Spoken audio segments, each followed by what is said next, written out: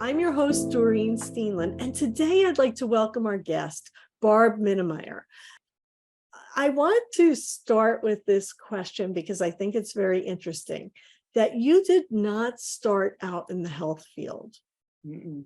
So, what drew you in? Yeah. Well, the first half of my career was in the fashion industry, and Wow. yes, and I left there, and like most of us that get into this field, we get a diagnosis, right? And Mm-hmm. or we have somebody close to us who gets one, and we start digging in and Yes. finding out what the cause is and what the remedies are. And I'd been diagnosed with yes, candida and leaky gut. And I IBS, candida, and leaky gut. and leaky gut, I have food Wow. sensitivities. Okay. So if you have food sensitivities, it's a sure bet that you have leaky gut. Wow. Just yeah, FYI. So, and as a result of that, I actually went to an open house at the Institute of Integrative Nutrition. And I Mm-hmm. have to tell you what I learned there. And we were taught by the best, Dr. Mark Hyman, Dr. Andrew Weil, the Mm-hmm. best of the best. And it was jaw dropping to me. It really, it made me angry. I made a lot of changes early on in what I was Mm-hmm. eating. I had no idea that all the toxic ingredients that there were in our food. And that's really what propelled me to go on this journey and then begin my work. Wow. Wow. So I'm hearing you say that just like many of us, it is your personal life experience Mhm. that kind of pushed you into this type of help that you offer to people. Just like for me, I had stress in my life, right? I was living in survival mode. I was disconnected from my family because of all of the internal churning, right? The anxiety was pulsing in my veins all the time. And that led me to help people to help figure out, like, how can I feel balanced again? How can I, live a life that I can actually have some calm in the middle of everyday scenarios. And so, similarly for you, this whole IBS and leaky gut and all of those things have like driven you to this field. And I know how passionate you are about it because we've talked about it in depth over the years. So, what are most of the common complaints that your clients come to you with? It used to be people would come to me to lose weight, but Mhm. over the past, I would say 5 years, people are coming because they're so uncomfortable in their bodies. And the major complaints are always they're bloated, they Mhm. have brain fog, they're chronically fatigued, and they have joint pain. Yeah, yeah. So this chronic fatigue, the joint pain, the bloating, I mean, I think we can all say that we've had these symptoms, but Mhm. you're saying that people have this chronically Yes. and it becomes a pattern in their life that Mhm. they're suffering with. And it's interesting because I'm hearing a lot about this over the last 5 to 10 years. It Mhm. seems like it's accelerated. Mhm. What do you think that's all about? Well, number one, all of those are symptoms of inflammation. So if Okay. you have those symptoms, your body is inflamed and your body's letting you know. When Mhm. you have all these things going on, it's trying to wake you up to the fact that, what you're feeding me is making me sick. And but Mhm. we don't always see it that way. We go and we get the Pepto-Bismol or the Tums or whatever to quell the symptoms. Um, but it's also, I mean, what's causing it are all the chemicals and toxins in our food supply. Mhm. Um, and all the sugar. I mean, sugar is our number one toxin. It is in everything. Wow. As a matter of fact, just a little fact here I read the other day where they say that each of us as an individual are consuming 170 pounds a year of sugar. and Wow. we don't even know it. I mean, because it's in everything and you can't always taste it, it's added to everything to keep you coming back so that you eat the whole bag or whatever. It's, Mm. yeah, Wow. So what you're saying is that all of those things are signs of inflammation. absolutely. So what I hear people saying all the time is, yes, I'm bloated, I'm this, all of those complaints that you said, but they say things like, I guess this is what it's like to get old, right? Do Not you hear true. that? Do you hear Yes, oh, that? yeah. I'm like, Yeah. it makes sense, I'm getting older, or my mother had it, it makes sense I would have it, and Yeah. that's absolutely not true. Not So so what is your take as you think about this inflammation? What is your take on um, diet and dietary changes and medication? Wow. We could sit here for a couple hours talking about that, but I'll try to sum it up real quick. Is that you know, a lot of people would rather take a pill than to make the changes that are necessary Mhm. because they just don't, they want to eat what they want to eat, and that's all there is to it. But Yeah, then there are those that are just sick and tired of feeling or being sick and tired. yeah. And I know, I talk to clients all the time who go to doctors, and especially gastro doctors, which I really don't understand. And most of them are not asking them what they're eating. Yes. So, I mean, food is at the root of all disease, and we have to know that. It truly is. What we put in, we didn't come into this world inflamed, but as we are eating different foods and processed foods, I say anything in a bag or a box, we're eating a lot of sugar, a lot of chemicals, a lot of flavor enhancers, food dyes, all of these things together work to inflame us. And so if your doctor's not asking you about what you're eating or what your diet is, Mhm. but then he turns around and he wants to give you a pill, Mm. to quell the symptom. And this is what I want everybody to know and to take away. Because your discomfort and dis-ease is caused by the food that you are eating, I mean, Mhm. let's take a common sense approach. Wouldn't it make sense for you to then change what you're eating to reverse the symptoms, right? To Yes. make the changes.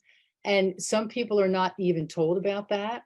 Some people are put on a medication. Mm. And even though you take the medication, it may quell your symptoms. But if it's food driven, the inflammation is going to express itself somewhere else. That's not going to stop because you're taking a pill, if that makes sense. Yes. Yes. You So, know, what I think is going on in most people's minds is that they feel like they have to then give up Mhm. everything. Of course. So how do you help your clients get over that and get around that and do what's necessary? Well, I do it gradually. I mean, first of all, if I may, just for a minute, Yeah. I do like 3 detox groups a year. And Okay. the reason I do them and the reason I love doing them is because for those 2 weeks, I take Mhm. out gluten, dairy, nightshade vegetables, caffeine, and alcohol, and then everybody groans, right? But the In point, unison, they oh, groan. they In do. They're like, unison. "Oh, you got Oh. me at the alcohol, or you got me at the caffeine." But I say for 2 weeks, you can do anything. And Yeah. the reason why I love doing it is because we take out anything that could possibly inflame you. You eat like organic chicken, wild caught fish, fruits, nuts, vegetables, all you're eating real food. Yeah. And within, like, I would say the first week, people start to feel that energy come back, and by the Mm. time they're done, they've lost 6 to 10 pounds. They have more energy than they ever thought was possible. They're sleeping better. Their skin is clearing up. Any rashes they may have had are gone. If they were getting headaches, their headaches dissipate, their bloating goes away, the cravings just it's like, And there's no better way for someone to really get it, that food matters, than to go through that process in only 2 weeks and feel those changes and that difference. I mean, there's nothing like it. I can tell people all day long, eat this, don't eat that, whatever. But Right. when you can physically experience the shift in your body, you won't forget it, you know? I agree with you, Barb. Yeah. I personally stopped drinking 2 years ago, um, because I just didn't like the relationship that my brain was having with alcohol, right? Sure. It was Yeah, just becoming too much a part of every meal and all of it was just taking up so much space in my head, right? And I got to this point where I was willing to say, okay, I'm just gonna break up with alcohol for a little while, right? Just I did a little breakup. I I'm with started, all you. right, so maybe 30 days I'll do a breakup. And so we started with a 30-day breakup, and I felt so good Yeah, with that breakup. And I started thinking clearly, just like you said, all of the skin cleared up, and there was just more clarity in my mind. absolutely. All of those things that you talked about Mhm. happened for me, and that made me want to continue with my alcohol-free journey, just Absolutely. because I saw that it wasn't really providing value for me. Right. It's not that Exactly. there was a problem with it, right? I don't Right. have a problem if anybody wants to drink, but it wasn't providing value, and it was increasing some physical symptoms in me. Like you Right. said, inflammation, and just the way my skin cleared up when I stopped, it was just amazing after 30 Yeah. days. So Yeah. I get what you're saying. Right. And Now, I don't think I answered your question though, originally when you said they feel like they have to give everything up. yeah. And the way I work with my clients is we start to like cut back. Like Hmm. in other words, I used to have a client, his name was Louis, who ate pasta every day. Yeah. And he couldn't understand why he was getting a gut. And I'm like, well, Louis, you're eating pasta 7 days a week. I said, instead of, because you don't want to tell people to stop everything because you only make them angry, right? Yeah. So Yeah. I said, cut it back to 4 days a week, Yeah. and then I see you're not getting enough greens or vegetables. Let's add some vegetables in. Yeah. Yeah. So it's done in a way where they get to pick the food.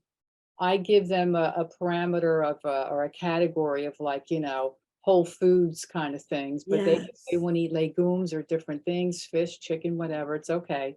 But I let them pick it out, but we try to, you know, crowd out the bad guys and bring in the good guys. Yeah. So what I love about what you're saying is that you are creating autonomy for your clients. Yes. You are allowing them to take what they're doing and adapt it in increments instead of cold turkey. You've got to get rid of everything. Everything Mhm. has to go, right? And you might have to do that for 2 weeks just to see what's happening, right? I know we've all experienced those what are they called? Food map diet? Food FODMAP. Yeah. FODMAP diet. Yes. Yes. The FODMAP diet. We've Yes. all done it at some point in time. I think every GI doctor has you do that, right? And Mhm. you suffer through it, right? It feels like suffering, but you get information through that process. Mhm. And I love the way you're tackling this, because just sticking with our whole brain based tools that we're talking about, when you give your clients autonomy, you're decreasing the threat in the brain, right? Uh-huh. You're decreasing the fear factor, and it makes people, it creates a buy-in, right? They get to buy in when they get to develop the plan with you. Right, that they have some control over what Yes. the process is, right. Absolutely, because Yes. that's important to people when they're changing, their habits, as you know, right? Yes. Yeah. Otherwise, there's just resistance. It's almost like you're digging your heels in. Now, same with me. If you had told me 2 years, 4 years ago to stop drinking for 30 days, I'd be like, "Ah, are you kidding me?" Right? I would have laughed. But at that point, I was ready to do that. So I guess the question that your clients face, are you sick and tired Mhm. of living with the bloating and the symptoms of inflammation that you're experiencing? Because if you are, Barb can help you, navigate this in a way that feels comfortable for you.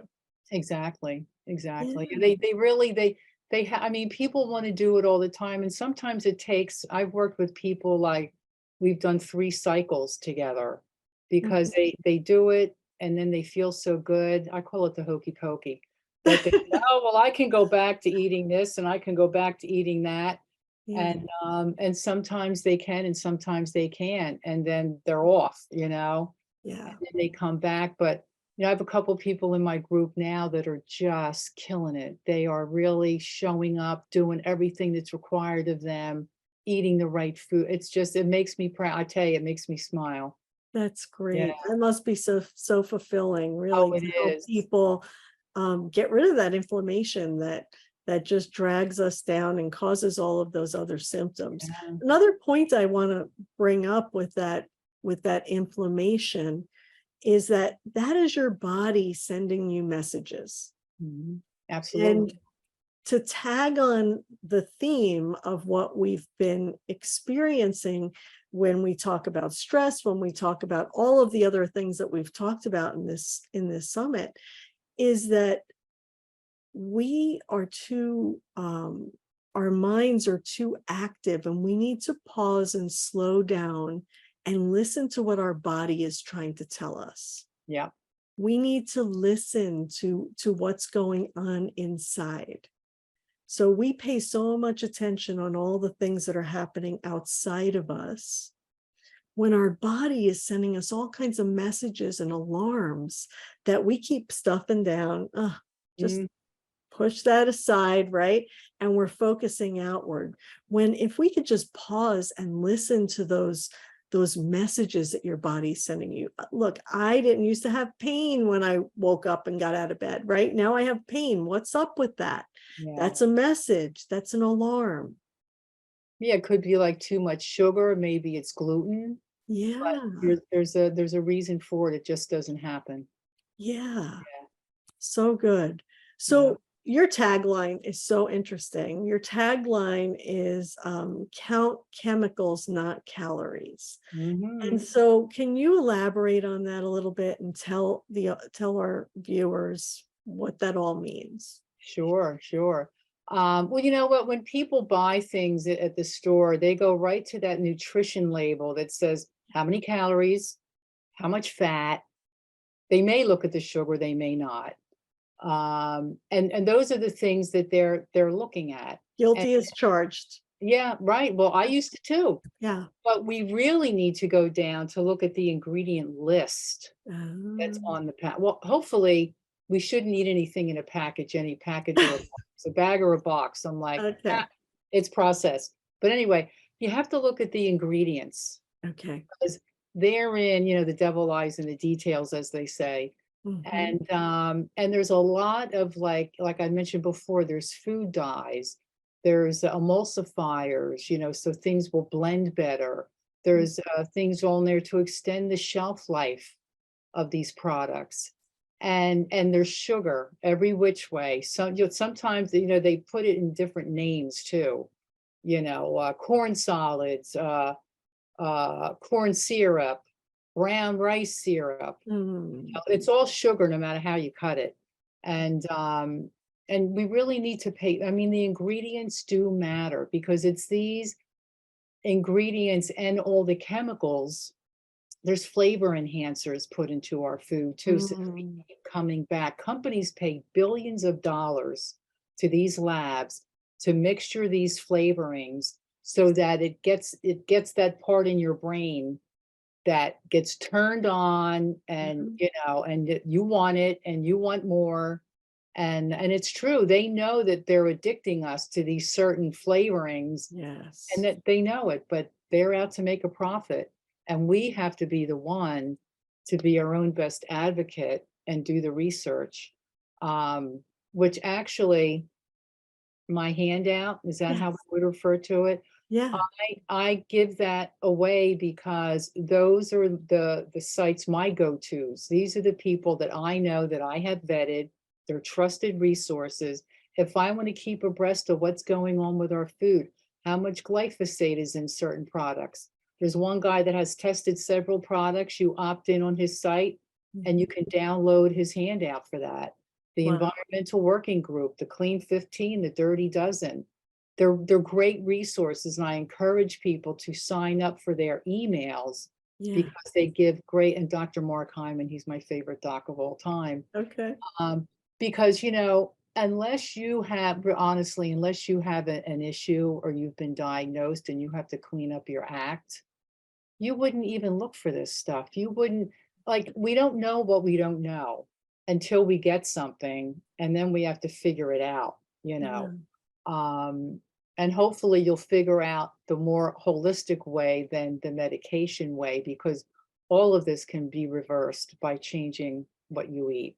It really Wow. can. And So I just want to make a little connection here. So the assumption then is that if you pay attention to these things before it becomes a problem, you can prevent the problem from happening. right, right. But Yes. like I said, what we don't know what we don't know. You know what Yes. I mean? Yes. And I always say, I mean, if you eat the standard American diet, as we call SAD, it's not a matter of when, if it's going to happen. It's a matter of when. Mm, And people, it's happening to people much younger.